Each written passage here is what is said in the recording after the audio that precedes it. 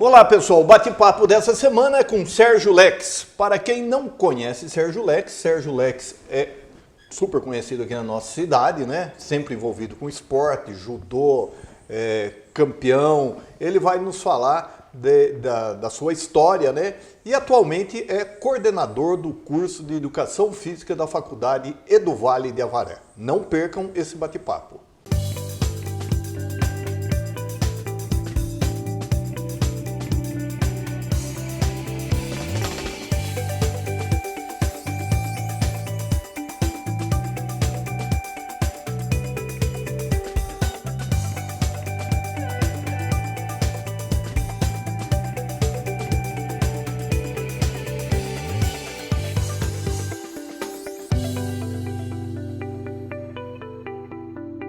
Olá pessoal, como havia dito, então, nós temos hoje aqui o bate-papo com o Sérgio Lex. Sérgio Lex, que é envolvido no meio do esporte da nossa cidade e atualmente coordenador do curso de Educação Física da Faculdade EduVale de Avaré. E autor de livros também, né? Nós temos 2 livros aqui que no final nós falaremos dos livros do Sérgio. Sérgio, primeiramente, muito obrigado por ter vindo aí para a gente bater um papo e falar quem é Sérgio Lex. Obrigado, agradeço a oportunidade. Bom, Sérgio Lex, a minha história ela está sempre envolvida com esporte, desde que eu me conheço, né? Com 10 anos de idade, meu pai, eu era um garoto muito ativo, né?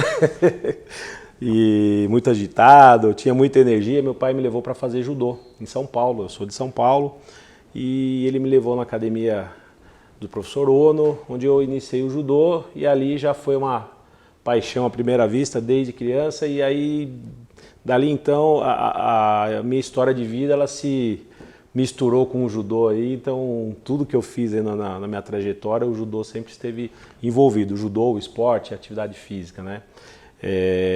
E aí depois no decorrer dessa minha história, eu resolvi ser atleta, né? Um atleta de alto rendimento, participei de vários campeonatos, fui treinar com o professor Chiaki Ishii. Esse meu professor Ishii, ele foi o primeiro medalhista olímpico brasileiro, ele é japonês naturalizado brasileiro, conquistou medalha em 1972, então ele foi um marco aí no judô brasileiro, no judô competitivo. Então eu tive a oportunidade de treinar com ele, ele me convidou para morar no Japão, então eu era jovem, mas já era casado, já tinha filhos e fui morar durante 1 ano no Japão para fazer uma especialização, treinamento, enfim, né? E aí a minha história dentro do judô foi essa. O judô me abriu muitas portas, trabalhei com judô, dou aulas até hoje. Você tem uma academia em Avaré? Eu tenho uma academia de judô aqui em Avaré, Associação Lex de Judô, então a gente tem um trabalho aí. Onde que é a sua academia? Na Rua Minas Gerais, 1154. A gente já está aqui com essa academia há uns 10 anos e a gente tem um trabalho assim, muito intenso com crianças, né? Sim. Embora eu tenha sido um competidor, eu treinei bastante, sempre gostei dessa parte, mas na parte da docência eu acabei me especializando com as crianças, né? Eu gosto muito, eu estudei bastante a parte do desenvolvimento motor, né? Então os benefícios que o esporte traz para a criança. Então a gente tem na nossa academia um grupo muito grande de crianças, mas também a gente tem o segmento dos jovens, dos adultos, dos competidores, né? A gente tem formado alguns faixas pretas, aí, enfim, a gente tem feito um trabalho até legal, bem gostoso aí dentro da modalidade. Deixando a humildade do lado, fala dos títulos para nós. Eu tive, depois dessa oportunidade de morar no Japão, acho que foi um divisor de águas aí na minha carreira dentro do judô. Aí eu participei de alguns campeonatos, tentei ser atleta olímpico, mas não cheguei nesse nível, mas participei de alguns campeonatos, depois campeonatos internacionais, disputei alguns mundiais, sul-americano, pan-americano. Então, na categoria Master eu fui campeão mundial por equipe, 3º colocado em campeonato mundial, acho que 3, 4 vezes, campeão pan-americano também e sul-americano, enfim, alguns títulos. Algumas coisas assim, mas o título era uma coisa mais pessoal minha, né? Sim, era um desafio pessoal, porque eu acho que a competição, né, ela é importante não pelo fato de você se dizer campeão, né? Na verdade é uma coisa de você colocar em satisfação. prova o seu aprendizado, né? Aquilo tudo toda a sua história você coloca ali naquela hora na competição, né? Então é uma coisa que assim para mim foi uma coisa que ajudou muito até na autoestima, na formação da personalidade, porque esses desafios aí depois você compara ele, né, com os desafios da vida, né? Então você consegue depois também superar aí o que vem, né? Sérgio, você que está no meio do esporte, nós temos um seríssimo problema na juventude, com drogas, isso, aquilo. E você que vive isso, o que você sente? Qual é a importância? Olha, na verdade, claro que eu tive o privilégio de ter uma formação, né, em casa, meu pai, minha mãe, bons exemplos, pessoas boas, mas a gente sabe que a influência da rua ela é muito forte, né? Então eu digo que o esporte ele me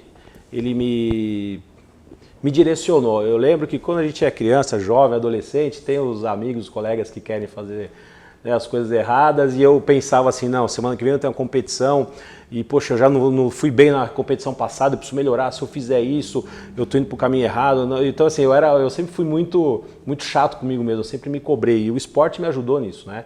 E ainda mais o judô, que tem aquela questão da disciplina, né, da persistência. Então, você focava no que é bom, né? E é o que eu tento levar para os meus alunos. Né? Trabalhei muito tempo lá na Colônia Espírita, você acompanhou, né? Tenho alunos que saíram de lá que estão até hoje comigo, ajudando, dando aula. E eu procuro levar para essas crianças essa filosofia do esporte, né? Na verdade, para que eles possam também tentar focar em alguma coisa, né? Que não seja aí as coisas erradas que aparecem na vida, que aparentemente parece ser mais fácil, né? Sim. E o adolescente acaba às vezes desviando. Então eu acho que o esporte eu tento, né? Esse é o meu foco. Na verdade, como professor, né? Eu não estou preocupado com o título ou com a medalha que o meu aluno vai receber. Eu estou preocupado com a formação dele e com os benefícios que o esporte vai trazer e o que vai colaborar na vida dos jovens aí. Legal. Sérgio, e onde surgiu a ideia de escrever livros? Você já tem 2 aqui. Tenho 2 livros. Na verdade, assim, o primeiro livro, esse Judô Aprender e Gostar é Só Começar, esse já foi esse título desse livro, ele já foi o título da minha monografia quando eu fiz faculdade de Educação Física em São Paulo. E a minha orientadora, a doutora Vilma Anista Piccolo, né, ela era uma sumidade e ela falava, isso aqui dá um livro. Só melhorar que isso vai dar um livro. E eu fiquei com isso na cabeça. Só que a vida tomou outro rumo, correria, trabalho, enfim, eu estava numa época muito... Até que em 2015 eu fui dar aula no Canadá. Fiquei 1 ano dando aula no Canadá. Uma experiência. E quando eu retornei, na verdade, em 2016, eu tive que me readaptar para recomeçar. Né? Porque eu deixei tudo aqui, até a academia, as oportunidades, para viver essa experiência que foi muito interessante, como técnico lá de uma equipe no Canadá. E aí quando eu voltei, aí eu estava com algum tempo assim, eu falei, se eu não fizer agora, eu não faço mais. E aí eu peguei essa minha monografia, que foi uma dificuldade, porque ela estava num disquete, até achar alguém que conseguiu do disquete passar. Explica o que é disquete. Disquete, para quem não sabe, acho que os jovens aqui nem sabem. Disquete, vamos dizer que é o pendrive aí dos anos 90, aí, né? O disquete. Não, e foi uma dificuldade mesmo. Um aluno meu lá de Botucatu que conseguiu com uma ex-namorada, porque o pai tinha um computador com disquete. Olha que coisa.